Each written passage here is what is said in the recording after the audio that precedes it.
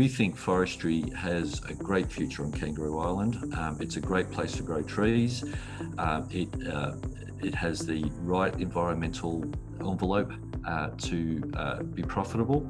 The missing piece of infrastructure, of course, is the port, and we're very excited that once we receive the approval from government to construct the port, that we'll be able to demonstrate to our shareholders and the wider community that this business is here for the long term. Kangaroo Island Plantation Timbers manages a portfolio of forestry plantations on South Australia's Kangaroo Island and is currently undergoing recovery efforts 1 year on from the biggest bushfires on the island's recorded history. The company also owns the Smith Bay Wharf site close to its plantation resources, where it would like to build an export port facility. The state's planning commission is currently weighing up the proposal, which has been both supported and opposed from the community. Joining me to discuss what's in store next for the company is its managing director, Keith Lamb. Keith, welcome to TCN TV. Good morning, and thank you for the opportunity to speak to you today. Now, the bushfires in the summer of 2020 hit your operations and also share price. Recovery efforts are now in full swing.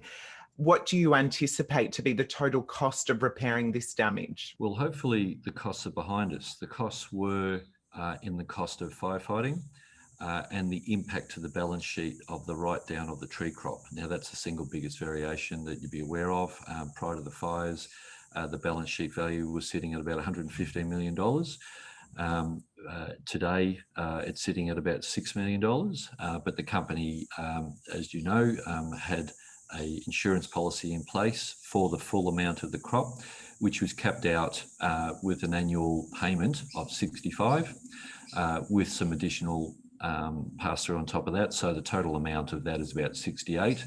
Most of that money has been received from the insurer and has been redeployed within the company. So looking forward, the cost of removing the timber hopefully will come at zero cost to the company. And by that, I mean, we anticipate that the residual market value for the tree crop, well, that's the logs and the lumber, should be equal to or hopefully exceed the cost of production. So going forward after that, then we're just back into normal business, the normal cost of reforestation. Now, replacing the timber and also infrastructure destroyed will no doubt take time. How long are you estimating? Well, we've started with the harvesting and the stockpiling, so that's underway now.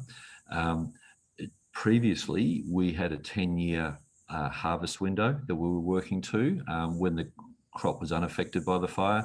Now we're working to a much more compressed timeline. We think we could get the crop off in 3 to 4 years, but it's all dependent on the port, the approval and the construction timeline for the port. Okay, and bushfire-related insurance recoveries booked by the company were around 2/3 of the reported loss in timber plantation assets fair value. How will this impact future insurance premiums? Well, we know that we're in a period of contraction in the insurance sector. Now, this is normal. The insurance sector goes through periods of expansion and then contraction. We are in a period of contraction. This year's insurance was much more expensive than last year's insurance, and it was much more difficult to obtain. So several of the players dropped out of the market. We were successful in obtaining a policy on the residual unaffected portion of the crop, but it is fair to say that the unit cost of insurance was much more expensive than it was before the fires. Now, my view is that we should maintain our position in the market, and over time we'll see the market start to return to its pre-fire condition. The unit cost of insurance over time should come down. The company has used insurance payouts to repay debt. How do you plan to finance recovery-related CapEx initiatives? Well, the cash reserve sitting on the balance sheet right now in the last quarterly report was about $25 million. We've got some additional insurance monies to come through. That's more than sufficient to cover the cost of reforestation once the tree crop is taken off, and if the cost of removing the tree crop is covered by the market price, then we're well placed to undertake normal operations. The cost or the capital cost of the port, we're well supported by our bank we're in the process of refinancing and working through terms for the refinancing for the construction of the port. So we're quite confident that we've got both the capital costs and the normal operating costs covered in the company. Now, Keith, you've decided the best way to get some money out of the bad situation caused by the fires is to harvest and export the fire-affected product.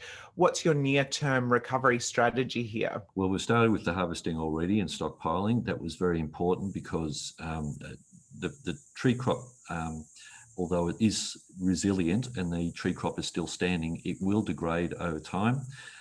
We've worked out a strategy to stockpile the highest value component of the tree crop that's most at risk of decay and degradation by stockpiling them underwater. That project has started now. We think we could put 200 to 250,000 tonnes underwater, but we have standing about 4.5 million tonnes in total. So we can't apply that strategy to all of the resource. We are anticipating that we'll have approval of the port and be able to proceed with the construction of the port in a timely manner so that we can extract the balance of the resource. Okay, and when it comes to progressing the proposed Smith Bay site, could you outline why some are against it and what happens next when it comes to your development plans? Yeah, I think it'd be fair to say that, just about every major project around the country encounters some form of opposition for some reason. We live in a robust democracy and that's the way Australia operates. We're currently dealing with some vocal opponents at the local level who are concerned with change to the island. All small communities have some degree of concern about change. There's no doubt that this project represents change to Kangaroo Island. Our view is it's beneficial change. The trees are there, they're ready to go, they have to go somewhere. There's a piece of missing infrastructure. So the debate that's going on now was one that should have occurred 30 years ago, before the trees were planted, before the policies that were put out by government that supported planting in the first place were enacted. My view is that it's really too late to be having this debate now. Those trees must get off the island. Now, Keith, you have said you are fairly confident that approval will come through. If it does fail to come through, what will the company do next? I mean, the basis of my confidence really is that there's no better place to build a port on Kangaroo Island than Smith Bay.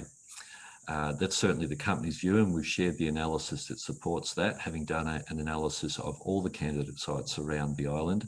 And I understand that the government's done its own analysis and has more or less come to that view as well. So I think it's inevitable that the approval needs to be given, but we're having to do the hard work in convincing the community and going through the process, the planning process, to obtain that approval. If, however, we don't get that approval, then that's a tough position for the company to be in. What it would essentially mean is that at the end of 30 years of positive government support and policy which promoted tree planting on Kangaroo Island, the government's then saying that even though Smith Bay is the best site to put a port, it's not convinced that a port should proceed. Well, then we would have to have a long discussion with government about what happens next. But the simplest thing would be to push the trees over and burn them.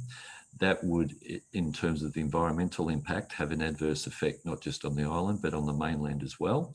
The smoke arising and the CO2 arising from an event like that would probably equal or exceed the wildfires that occurred last summer. We don't think that's in anybody's interest. It's not in the shareholders' interest, and it's not in the community's interest to see that happen. That leads us back to the point that I am confident that we will receive approval for the port at Smith Bay. Well, Keith, thank you so much for the update today on developments to date, and we'll certainly be looking to see what happens next. Great, thank you. And thank you for watching. Now, if you like what you see, please be sure to like and share the video, subscribe to TCN TV, and drop us a comment. Tell us who you would like to see next and what you would like me to ask them, or if you're an investor, send us an email so we can keep you in the loop with the latest ideas to empower.